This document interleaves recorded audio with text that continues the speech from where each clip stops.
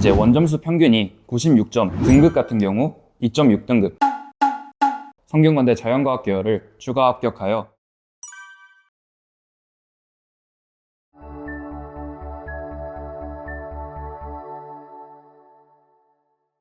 안녕하세요. 베테랑스 에듀입니다. 해외의 국제학교 학생들 AP, IB, 그리고 한국학교 모든 학생들이 이 학교의 최대 역대로 선배들이 어디까지 갔는지에 따라서 우리 아이의 상향평준, 그러니까 상향 지원에 대한 부분들이 결정이 되기 마련인데요. 오늘 그 학교의 최대 입결을 꿰뚫은 학생이 있어서 한번 모셔봤습니다. 어떤 점이 다른지 한번 살펴보시도록 하시죠. 이승주 학생 소개합니다. 안녕하세요. 저는 중국 무석항공학교에서 3년 특례로 중앙대 화학과, 동국대 화공생물학과를 최초 합격하고 서강대 화학과, 성균관대 자연과학 계열을 추가 합격하여 성균관대학교 자연과학 계열 2학번으로 신입학한 이승주입니다. 반갑습니다. 반가워요, 승주 학생. 내신이나 그다음에 SAT, AP 같은 것들도 한번 얘기해 봐 주시겠어요? 제 내신 같은 경우는 이제 원점수 평균이 96점 정도였고 등급 같은 경우 2.6등급, AP 칼큘러스 BC와 케미스트리 5점, SAT 1490점, 토플 104점이었습니다. 승주 학생, 오늘 5가지 정도의 큰 범주에서 질문을 드리도록 할 거예요. 바로 한번 시작해 볼까요? 네, 준비됐습니다. 자, 먼저 지원한 학교를 6개가 있는데 거기에서 본인 기준으로 상향과 적정, 안정을 나누면 어떻게 될까요? 제가 진로부 선생님과 상담 후에 생각했을 때는 연세대와 성균관대가 확률적으로 조금 상향이었던 것 같고 서강대와 한양대가 적정, 그리고 중앙대와 동국대가 안정 지원이었던 것 같습니다. 숫자를 보면은 시험 점수가 원점수 기준으로 100점 만점에 96점 평균, 전교 평균이잖아요. 이게 그러니까 전 과목에 대한 평균인데 등급은 2.6등급이에요. 이게 점수는 높은 거에 비해서 등급이 좀 낮게 나온 편이라고 볼 수가 있겠는데 스트레스 받지 않았나요? 3년 동안? 네, 고교 재학 시절 중에서 스트레스를 좀 많이 받았던 것 같습니다. 이게 저희 고3 전교생 수가 40명 정도밖에 되지 않아서 이제 한국은 9등급제이다 보니까 1등급이 1명에서 2명, 4%가 그 정도였던 것 같습니다. 특히 물리나 미적분 같은 이과 과목은 이과 학생들만 듣다 보니까 1등급이 1명이라서 전교 1등을 해야지만 1등급이 뜨는 상황이었던 것 같습니다. 그래서 조금 더 피말렸던 것 같습니다. 이 얘기가 승주 학생만의 고민은 아닙니다. 왜냐하면 이 소수의 정원을 가지고 있는 중국이나 그다음에 또 동남아의 정원이 적은 한국 학교들 이런 쪽 같은 경우에는 항상 느끼는 고민이거든요. 그런 부분들이 좀 스트레스가 될 수 있을 거라고 생각이 되는데 여기서 이제 학부모님들께 하나 좀 말씀드리고 싶은 거는 무섭 한국학교 같은 경우에 지금 10년 동안 성균관대학교 자연계열을 합격한 3년 특례는 딱 승주 학생이 최초로 알고 있어요. 그리고 보통은 이제 전교 1, 2, 3등 정도에 있어서도 선배들을 보면 중앙대 정도가 아무래도 최대 합격이지 않았나라는 얘기를 좀 들었었거든요. 이 승주 학생한테의 상향은 이 학교의 역사를 기준으로 입결을 기준으로 한 상향전이냐 적정전이냐를 평가하는 상황이 될 수밖에 없었을 것 같은데 맞을까요? 네, 맞습니다. 네, 좋습니다. 그러면 지금부터 거기에 대해서 조금 더 자세하게 풀어나가 보도록 하겠습니다. 자, 공학과가 아니라 자연과학 계열 선택한 이유가 혹시 어떤 걸까요? 제 학교에서 진로 연구 프로젝트로 6개월 동안 실험을 하고 모듈 보고서를 작성하는 활동을 했었는데요. 이때 사실 저는 엄청 큰 성취감을 느끼기도 했고 되게 제 적성에 맞는다라는 생각을 했던 것 같습니다. 이제 반대로 이제 공학 계열 같은 경우에는 과연 제가 대학 적응뿐만 아니라 취직해서도 이런 코딩 이런 분야에 잘 적응할 수 있을까라고 생각했을 때는 그건 또 아닌 것 같아서 순수 과학을 지원하게 되었습니다. 자, 6개월 동안의 그 실험을 통해서 아무래도 그 자연 계열을 선택한다라고 하는 동기부여가 이제 크게 되지 않았을까라는 생각이에요. 근데 그래도 사실상 취업이나 이런 걸 생각해 보면 공대에 대한 미련이 좀 남았을 것 같은데 어떻게 좀 풀어나갔나요? 저도 지원하면서도 그냥 화학과 말고 화학공학과 넣을까라고 생각을 했었던 적이 있는데요. 이 성균관대학교가 복수전공 제도가 너무 잘 되어 있다 보니까 우선은 화학과에서 공부를 좀 하다가 만약에 적성에 맞는다 싶으면 대학원을 가고 제 길이 아닌 것 같다라는 생각이 들면은 화학공학과를 복수전공하여서 바로 취직하는 길을 생각했었습니다.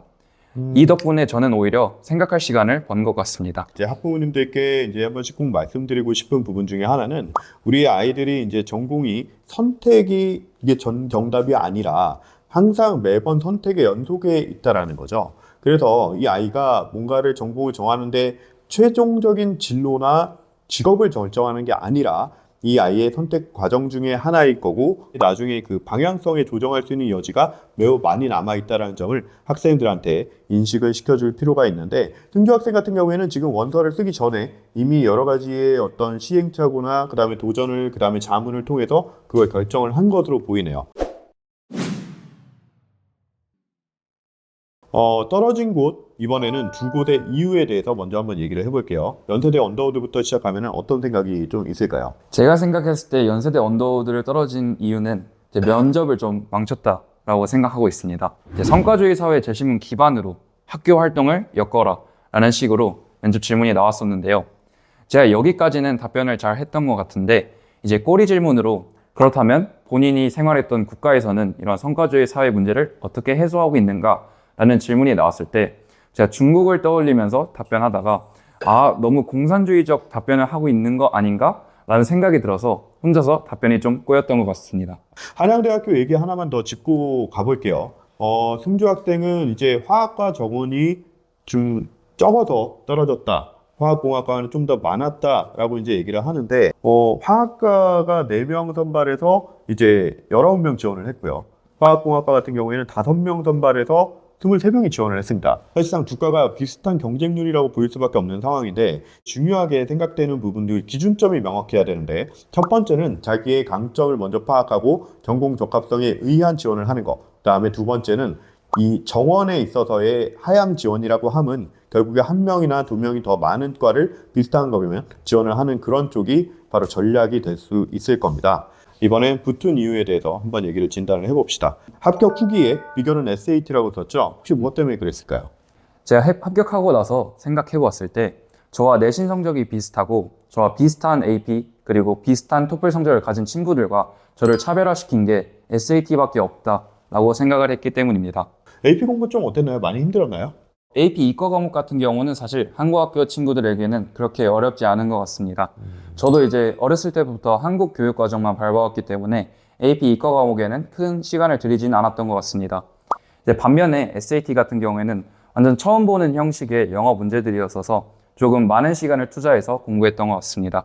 SAT에서는 어떤 점이 좀 구체적으로 좀 힘들었어요? SAT 공부 자체도 힘들었지만 제일 힘들었던 것은 이제 저희 학교가 너무 소규모이다 보니까 SAT 시험을 보기 위해서 한국을 왕복했다는 것입니다. 혹시 그 SAT를 언제부터 시작을 해서 언제까지 공부를 했나요? 그리고 이제 아무래도 영역이 리딩, 라이팅, 매스 이렇게 있는데 거기에서 좀 힘든 게 뭐였고 또 본인만의 좀 극복하려고 했던 게 있다면 어떤 게 있을까요? 전 SAT를 11학년 되는 겨울방학부터 12학년 여름즈음까지 공부를 했었는데요. 한국학교 같은 경우에는 이제 중간고사, 기말고사 이 내신 시즌과 SAT 시즌이 좀 겹치기 때문에 한국을 왔다 갔다 하는 데에는 좀 어려움이 있었던 것 같습니다. 그리고 이제 SAT 영역별로 이제 매스 같은 경우는 사실 한국학교 학생들에는 크게 어려움이 없을 거라고 생각됩니다. 그저 실수를 줄이는 데 집중했던 것 같습니다. 그리고 라이팅 같은 경우는 사실 처음 보는 문법 영역이긴 하지만 이제 학원을 다니면서 배운 노하우로 많은 문제들에 적용하여서 풀다 보면은 충분히 점수를 끌어올릴 수 있을 것이라고 생각하고 있습니다. 하지만 리딩 같은 경우에는 사실 단기간에 성적을 끌어올릴 수 있는 영역은 아니라고 생각하고 있습니다. 처음에 시작했을 때는 한 4-5문제 정도 시간이 부족해서 리딩 문제를 다 풀지 못했었는데 마지막에는 많은 문제들을 풀면서 그 문제풀이의 시간을 줄여서 모든 문제를 푸는데 집중했던 것 같습니다. 자, 승주 학생의 그 합격 결과는 정말 훌륭해요. 네, 근데 이제 다만 같은 조건에 있는 학생들이 있다고 쳤을 때 학부모님들께 도움이 될 수 있도록 제 분석 관점에서 아쉬운 3가지만 좀 짚어보도록 할게요. 연대는 3년 특례에서 URC 그 안에서 이제 UD, 하스, ISE, 생명과학 이렇게 바이오라고 이제 써 있잖아요. 서류상에 4개 학부 총 묶어가지고 9명을 뽑게 됩니다. 네, 그러면 사실상 총 묶어서 어딘가인지 모르겠지만 평균적으로 2명 정도를 뽑게 되는 거거든요. 근데 사실 상향 지원 중에서도 연세대학교 이 UD 바이오는 2명 뽑는다? 극상향에 이제 가깝기는 한데, 그러면 반대로 이 수시 전형에서 국제형 전형이 있습니다. 이 국제형에서 ISE라고 하는 통합융합과학부가 있다는 사실, 그게 20명 정도를 선발을 한다라는 거는 혹시 알고 있었나요? 그 전형에 대해서는 자세히는 잘 몰랐던 것 같습니다. 사실상 제가 여기서 이제 한 가지 조금 아쉬운 부분을 말씀을 드리면, 물론 잘 지원을 했고 훌륭한 이제 결과를 냈지만 최초에는 전공 적합성이 있어서 자기 캐릭터에 맞게끔의 소신 지원을 하는 게 일단은 제일 중요하고요. 그 다음에 높은 학교였을 경우에는 두 번째로 볼 수 있는 요소는 아무래도 정원이죠. 따라서 제가 봤을 때는 3년 특례 서류로 쓸 때 이게 URC 내에서의 선택 서류로 바이오보다는 국제형으로 수시 전형으로 써서 좀 더 인원수를 많이 뽑는 ISE를 선발을 지원을 했다면 아무래도 좀 더 유리하지 않았을까라는 생각이 들고요. 붙어있는 학과들도 다 화학과이기 때문에 그 바로 바이오 쪽으로의 어떤 몰입이 아니라 화학과 바이오를 둘 다 다루는 ISE가 조금 더 주요하지 않았을까, 전공 적합성에 있어서도. 이게 아무래도 고려대학교의 특성상 수상적인 스펙을 제값을 쳐주는 학교가 아닌가라는 예상이 되는데, 승주 학생 조건이 어떻게 됐었죠? 저는 교내 수상 30개, 그리고 SAT 1490점, AP 5점 두 과목이었습니다. 사실 고 1, 2, 3학년 동안 교내 수상이 30개나 된다라는 거는 엄청나게 많은 좀 그런 부분이고, SAT로 1490점, AP를 독학해가지고 한국 학교임에도 두 과목이나 5점을 받았다는 거는 굉장히 좀 고려대가 말 그대로 제값을 쳐줄 수 있는 상황이지 않나라는 생각이 들기는 한데, 안 썼던 이유가 뭐였을까요? 사실 저희 선배들 중에서 3등은커녕 12년 특례 선배들도 고려대에 합격하는 사례를 제가 많이 못 봤어서 안전하게 쓴다고 썼는데 그게 연세대였던 것 같습니다. 근데 또 승자 학생 입장에서는 당연한 부분일 거예요. 학교에서 선배들이 그동안에 했던 그 어떤 데이터를 좀 의존할 수밖에 없는 상황이기 때문인데, 그렇죠? 네, 저도 그렇게 생각합니다. 저희 기수가 유난히 달랐던 것 같습니다. 이번에 저희 베테랑스 다녔던 다른 친구도 3년 특례임에도 불구하고 연세대 경제학과에 붙었기 때문입니다. 그리고 또한 저희 학년에 소위 말하는 서성한 등급에 붙은 친구들도 저 말고 2명이나 더 있어서 저희 기수가 정말 특별한 기수구나 라고 생각했던 것 같습니다. 또 최초합이 동국대가 바로 나오다 보니까 그건 지나치게 좀 안정적인 신호이기도 하거든요.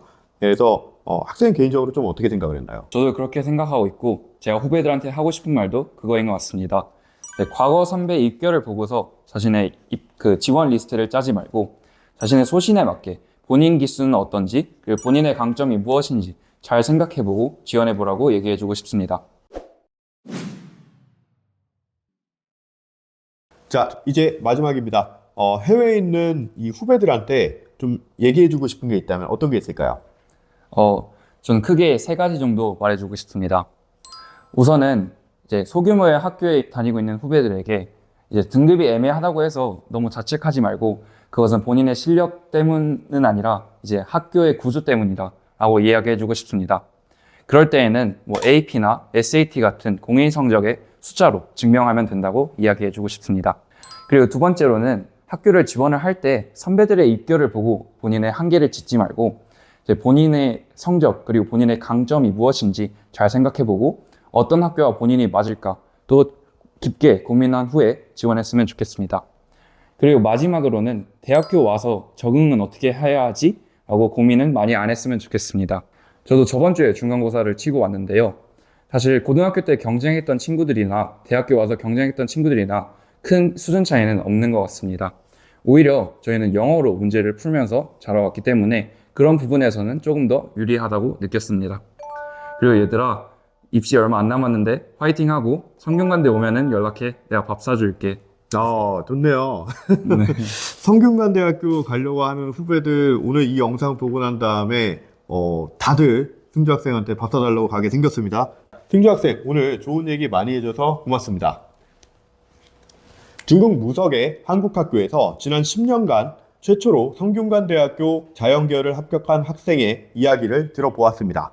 다음 시리즈에서도 더욱더 특별한 합격 스토리로 찾아뵙도록 하겠습니다. 감사합니다.